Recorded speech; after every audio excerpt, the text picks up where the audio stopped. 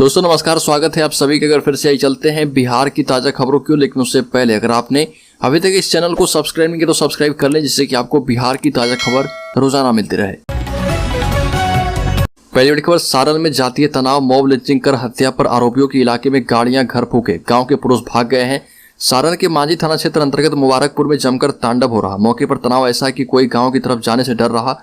Mob lynching कर युवक की हत्या के आरोपी जिस तरफ रहते हैं उधर घरों में आग लगा दी गई है। टोले में महिलाओं बच्चे की रोने की आवाज आ रही है, जबकि पुरुष इलाका छोड़कर भाग गए हैं। मुबारकपुर में महिला मुखिया आरती देवी के पति विजय यादव मुखिया प्रतिनिधि हैं और ये बात सामने आई थी कि बाइक से आए 3 युवकों ने विजय यादव के मुर्गा फार्म पर आकर फायरिंग की थी। इस कथित फायरिंग के बाद भीड़ ने तीनों को जमकर मारा और जिसमें से एक व्यक्ति की मौत हो गई। पीटे गए तीनों युवक राजपूत जाति के थे, जिनमें से एक अमितेश कुमार सिंह की उसी दिन मौत हो गई थी। बाकी 2 का पटना में अब भी इलाज चल रहा। और जब अमितेश की लाश उसके घर पहुंची तो मामला राजपूत बनाम यादव हो गया। अमितेश के घर की महिलाओं ने ललकारना शुरू कर दिया कि राजपूतों ने चूड़ियां पहन रखी है क्या, और इसलिए यादव मार रहे। इसके बाद राजपूतों ने मिलकर यादवों के गांव में आग लगा दी। गांव के सभी पुरुष फरार हैं।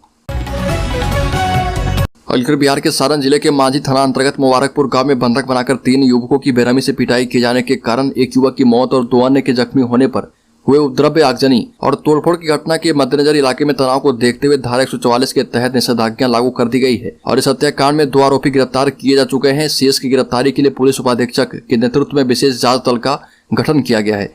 दोनों ही मामले यानी हत्या एवं उपद्रव्य और उन्माद फैलाने के मामले में दोषियों के फरार रहने की स्थिति में तुरंत ही उनकी संपत्ति कुर्क करने के आदेश भी दिए गए। इस गांव के मुखिया प्रतिनिधि विजय यादव और उसके समर्थकों पर 2 फरवरी को 3 युवक अमितेश सिंह, राहुल सिंह और आलोक सिंह को बंधक बनाकर उनकी बेरहमी से पिटाई किए जाने का आरोप है। राज्य में लैंगिक उत्पीड़न रोकने के लिए राज्य के 9200 विद्यालय में बनेगी समिति। 10 या 10 से अधिक कर्मी वाले स्कूल में होगा गठन। बिहार में राज्य भर के सभी स्कूलों में अब शिक्षिका और छात्राएं लैंगिक भेदभाव या उत्पीड़न की शिकायत स्कूल में ही दर्ज करा पाएंगी।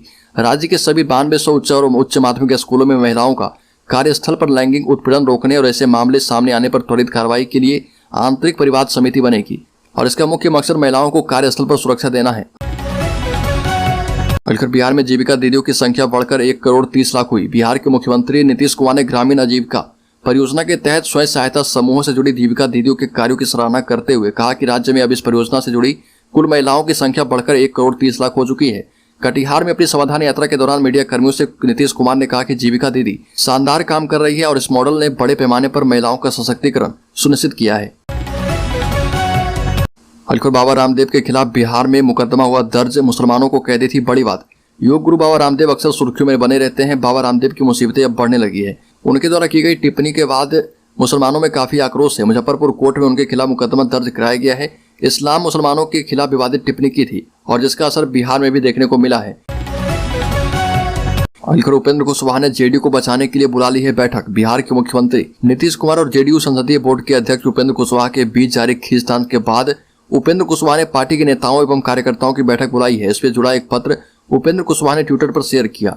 जनता दल यूनाइटेड के प्रमुख साथी, पूर्व रालोसपा के साथ काम कर चुके प्रमुख साथी एवं महात्मा फुले समता परिषद के प्रमुख साथियों के नाम जारी किए गए पत्र में उपेंद्र कुशवाहा ने लिखा है कि प्रिय साथी, हमारी पार्टी अपने आंतरिक कारणों से रोज रोज कमजोर होती जा रही है और महागठबंधन बनने के बाद विधानसभा उपचुनाव के परिणाम आने के समय में ही पार्टी की स्थिति से अवगत करा चुका हूँ और इसको लेकर 19 एवं 20 फरवरी को जेडीयू की बड़ी बैठक उपेंद्र कुशवाहा ने बुलाई है।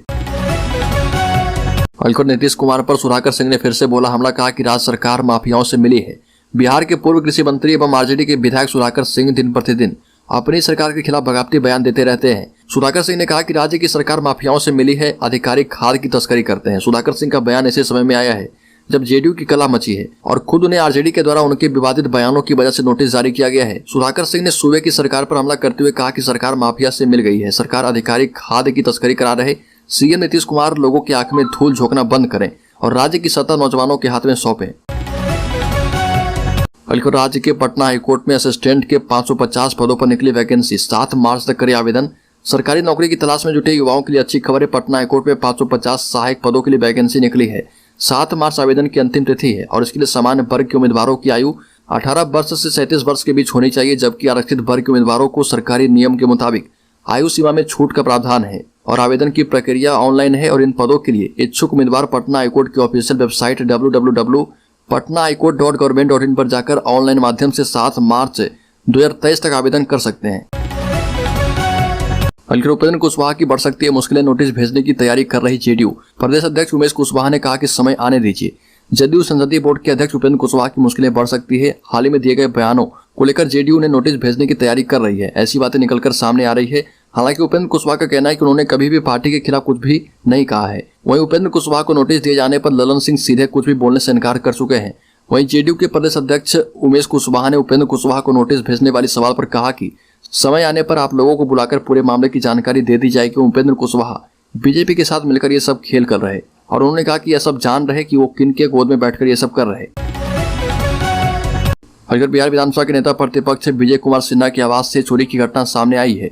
बिहार के लखीसराय से विधायक विजय सिन्हा के पटना स्थित एग्जीबिशन रोड स्थित आवास से 1.5 लाख रुपए नगद, दस्तावेज और घड़ी की चोरी हुई है। इसके बाद इस मामले में पटना के गांधी मैदान थाने में एफआईआर दर्ज कराई गई।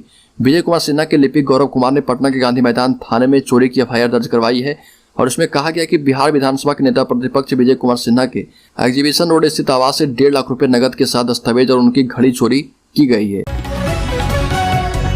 और बिहार में मुख्यमंत्री नीतीश कुमार और जदयू को घेरने के लिए भाजपा ने बड़ी रणनीति तैयार की है।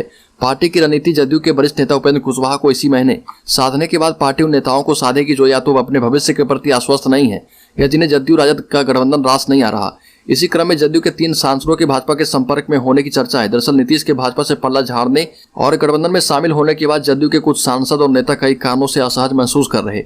महागठबंधन में कई दलों के शामिल होने से कुछ सांसदों को अपनी सीट गंवाने का भय सता रहा। फिर नीतीश का अगला चुनाव उप मुख्यमंत्री तेजस्वी यादव की अगुवाई में लड़ने की घोषणा से भी कई नेता असहज हैं। भाजपा से नाता तोड़ने के बाद नीतीश की योजना जदयू और राजद का विलय करने का था। नीतीश जनता दल परिवार को भी एकजुट करना चाहते थे। पार्टी में बगावत की स्थिति पैदा होने की आशंका से राजद जदयू का विलय नहीं हो पाया। अब राजद का एक खेमा चाहता है कि वादे के मुताबिक नीतीश लोकसभा चुनाव से पहले सरकार की कमान तेजस्वी को दे दें।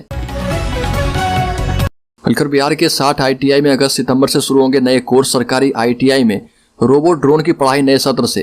राज्य के 60 सरकारी ITI औद्योगिक प्रशिक्षण संस्थान में इस साल नए सत्र से रोबो ड्रोन जैसे अत्याधुनिक पाठ्यक्रम की पढ़ाई शुरू होगी। औद्योगिक इकाइयों की मौजूदा जरूरतों के मुताबिक ITI में पढ़ाई के लिए टाटा टेक की ओर से आधारभूत संरचना का काम किया जा रहा और श्रम संसाधन विभाग की कोशिश है कि नए सत्र यानी अगस्त सितंबर से 60 ITI में अत्याधुनिक ट्रेड में प्रशिक्षण शुरू हो जाए।